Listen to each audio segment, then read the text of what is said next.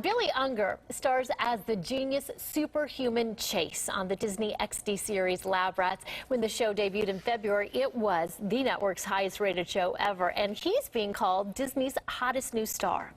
All we do is eat, sleep, and train for missions. We're like human lab rats. Come on, it can't be that bad.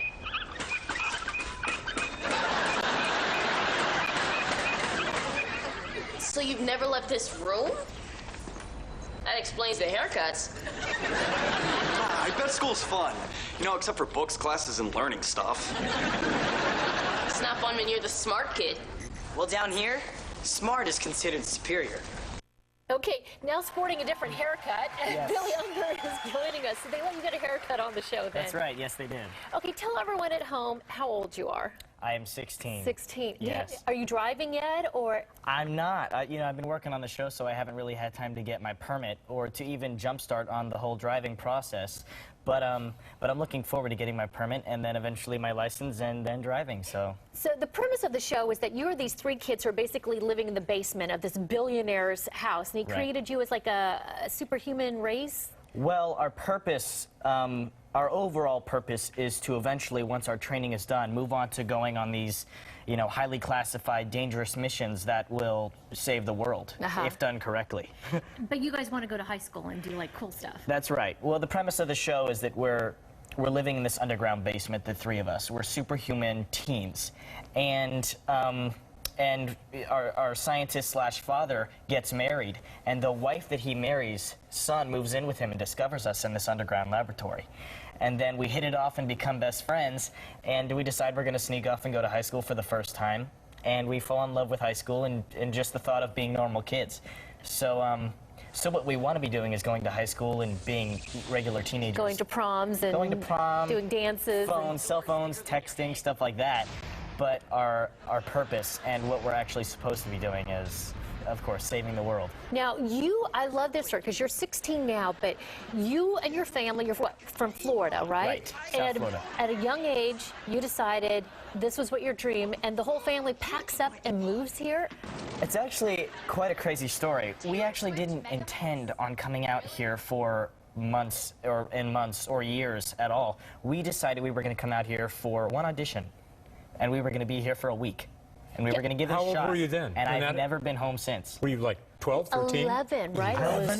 11? Yeah, probably like 10 or 11. And then national... It's been 6-something years. And just list off some of the movies so Jeff can feel jealous of how many... We're proud. I'm actually proud of you. Yeah, go ahead. Thank you very National much. Book Treasure. National Treasure, Book of Secrets. That's the second installment of the series.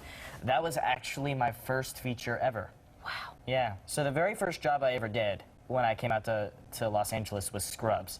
A very small bit on Scrubs.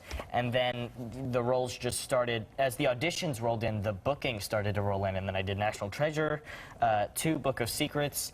I actually worked with Jennifer Love Hewitt. Did you? Really? About which a shot year did you and a like looked better? more real. Sorry, Mom. As his mom's standing over there, I'm sorry. You mean from... Yeah. Not sure I'm supposed to be talking about this. Disney actor here. I know, exactly. He's a Disney teen star. Leave him alone. I actually haven't seen the reduction one. I haven't seen that one. Just the one that's all over the place. Yeah, how can you miss? But she's awesome. Really, really great woman. Now, how has your life... There's Mom. There's Mom and the publicist. They're running away. Mom, what a great support. The family just uprooted their life, and they're here, and they're your support unit. They're keeping you grounded, I hope. Well, yeah, they do a great job at keeping me grounded and humbled. And, yeah, I mean, I still take out the trash, still walk the dogs, Still do all... Still all of those daily chores that teenagers have to do. We have a clip because we've been talking a lot about the whole issue of bullying, and you did a PSA for all the Disney channels. I want to look at it a little bit and then talk to you about it. Sure. The bullying started when I was 9 years old, and I was in the 4th grade. They came up with nicknames like Small Fry, stuff like that. Whenever I saw them walking down the street, heading to school, my heart just kind of dropped. Just because they say those things doesn't make them true. I told my 4th grade teacher. So she that said, happened to you. What happened, and how did you work through all that? You know, Well, like I said, it started when I was about 9 years old. And I was just actually, when it was all kind of unfolding at school, I was in the 4th grade, and I was really just beginning to kind of step foot into acting. It was something that I was discovering all very, abruptly and soon, and all of a sudden it was my passion, and it's what I wanted to do. I wanted to make a career out of it.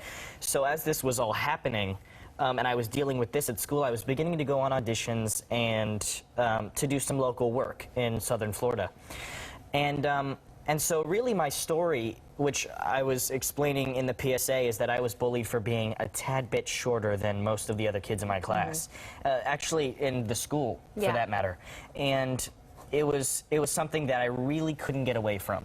There was this one group of kids. But your teachers really helped you deal with it. They did. And told you that, hey, actors are short, a lot of them, right? Well, what actually helped me to get over the fact that I was being bullied was that I went on an audition, and the casting director finally told me, she said, something that'll really help you later on in your career is that the fact that you're a little bit shorter than you look, than your age, you know what I mean? Because you can play younger.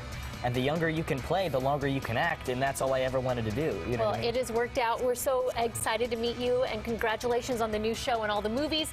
And the PSA is out right now, and you can see Lab Rats starting Monday nights, always at 8:30, but then it airs numerous other times on the Disney channels as well. Yep. Reruns. Okay. Reruns. And you know what? He really is a very nice guy. You were very nice in the green room. Thank you very much. All right, but let's talk about somebody else, shall we? Poor Lamar Odom. Yeah, not only does he no longer have a team, now he's going to have to spend even more time with Chloe. And an Olympic sprinter. Did you like that one, Mom? An Olympic sprinter who hopes to take home a medal this summer in London is with us to talk about the psychology of his training. And we also have a sports psychologist to talk to us about that as well. For your young athletes at home, everybody. These are tweets, by the way. This is all about Facebook buying Instagram. Dear Facebook, please don't ruin Instagram. And way down at the, look there, right in the middle there, Randy. Cindy Wolf says, I love Instagram, but hate Facebook. I don't know what to do. You have, this young man here has like 40,000 plus Twitter followers, right? You're Something big on like that. that. Yeah. Yeah. Yeah. Really? Yeah, Stop well- complaining on, no Facebook, no less. On Facebook, no less. You're not going to quit Instagram and stick it to the man. Also, nobody cares that you hate Timeline. Brent, do you hate Timeline? I have no clue what Timeline is. On What is Facebook? Timeline? On Facebook, the opening, the way they changed it. You know what? I'm actually more of a Twitter person than I ever was a Facebook person, because Twitter's so much more, I don't know, convenient. And it's agree. right there at your fingertips, too. I heard you'd like to do hip hop. Can you do anything to this song for me? I can't do the song. I heard you do like dancing and stuff. You're a big hip hop dancer. Oh, this song. I don't know. I did dancing when I was younger. Now I'm more into, instrumental. It's doing it yourself. Yeah, being a musician. Like, Do you want me to dance instead? Go ahead. No. I'll dance with you. Look. There they go again. You guys are like rats. Like little roaches.